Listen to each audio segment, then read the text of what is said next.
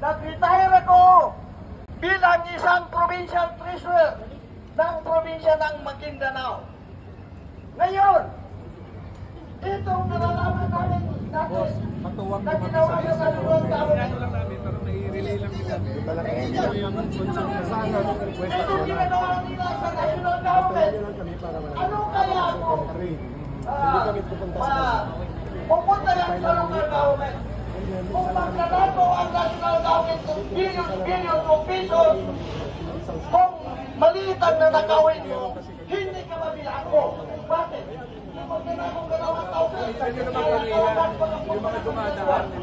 Kung billion, marami pang tanong. Bakit ganun ang pamamalakad ng gobyerno natin ngayon? Ngayon, mga kasama, dapat pag-isipan natin ito, lalo na ang mga tao.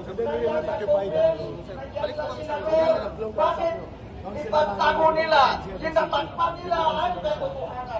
Dito ba ang dapat gawin ng mga masang Pilipino? Dapat ay kukunin ng masang Pilipino? Kaya pagtakpan ang totoo, ang totoo hindi magkalaman dahil pinagtakpan ng mga tao na nandiyan Sir, balik na lang po. kapamilya. Thank you po, thank you. Nangyayari sa atin ngayon ang mga nangyayari sa bansa natin dahil pag umabot pa si President Marcos tatlong taon pa marami pang sila na malaga sa atin. Tayo ang nagsira. At least may negotiation. Dapat magiging tayo. Thank you. Ang mga pinako nila Tapos dito, unfair naman yan kung dito lang hindi payagan.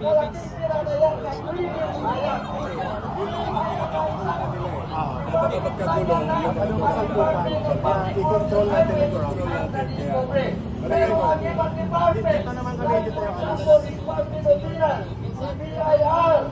wala itong honong kung dito. Tapos, importante, nakaready yung mga vlogger. Basta kung ano man, magkaroon na ng konfrontasyon, hindi po tayo manakit. Kung arestuhin kami, di arestuhin kami. Pero mapayapa kaming Pero sapat. maniniwala ko hindi mangyayari.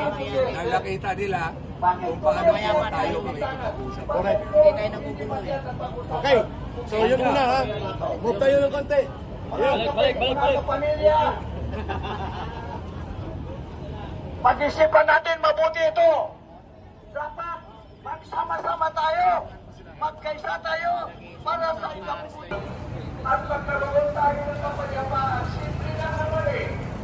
Para matapos na itong pagkapi-hapi ng Pilipino, dalawa lang ko kasi yung kumakampi, nakikinabang. Yung mga inaampi, binabayaran. Ang hindi nagpapabayad, nagiging kriminal sa paningin nila. Tama. Alam ko po, kayong mga kapulisan, pamilya nyo, apektado rin. May mga anak kayo na pinoproteksyonan ninyo laban sa kriminal. Pero itong laban ito po ay laban ng Pilipino. Alam ko po, alam nyo sa isip at puso ninyo na kung sino ang may dahilan kung bakit nagkakaganito ang bayan natin. Noon, sensitive ang mga kapulisan. Ilang revolusyon na ang ating pinagdaanan. Pero ito ang may pinakamalaking iskandalo at may pinakamalaking anomalya. Pero dahil nga sa kanya-kanyang adhikain personal, naghahati-hati ang bayan natin. Tandaan niyo po, kukunti man tayo ngayon, pero buong puso natin ipagmalaki na tayo ay Pilipino. Agree! Tama!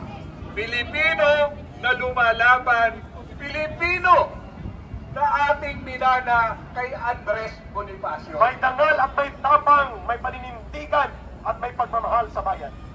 Marami hong nakikinig, marami pong nagmamadyag, naghihintay kung ano ang mangyayari. Ngayon pa lang po, isang distrito pa lang, hirap na ang bayan dahil nilanakaw ng mga politikong ating pinagkatiwalaan. Agree!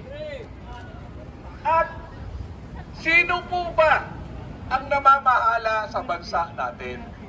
Tayo po ay democratic country. Demokrasya ang umiiral sa atin. Demokrasya na binigyan ng karapatan, yan natin ang karapatan ang mga nakilingkod sa atin ngayon. Yung power nila ay nag-iisip sa tao. At ang purpose nila, kaya binigyan natin sila, pinagkatiwalaan natin sila para paglingkuran tayo. Ngayon, tanong ko, naglingkod ba sila sa atin? Sino ba ang umulan? Ang bayan ba natin ang umulan? Kayo mga kapulisan, tatanungin ko po kayo. Hirap na hirap din po kayong magpatuisyon sa mga anak nyo. Inaaway din po kayo ng mga asawa nyo. Dahil kulang ang pera, sweldo nyo. Kaya po sana, hindi masama sumunod sa legal na utos.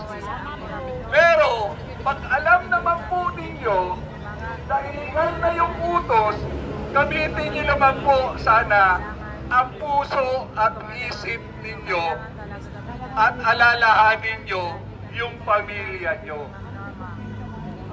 Yun po ay pakiusap ng isang Pilipino. Pakiusap ng isang tao na naglagay sa inyo. Kung wala po ang nangungurakot, wala po tayo ngayon dito. Simple lang naman eh. Patunayan niya kung malinis siya, magpa-drug test lang siya. Ako po, magpa-drug test ka na! Sasabihin ko po ngayon sa inyo sa harapan nyo, pag nagpa-drug test, si Bongbong Marcos at nag-negative, titigil na po ako sa rally ko ito. Pero sa may rally, after 1 week, ang kanyang pagnanakaw, sisipan na.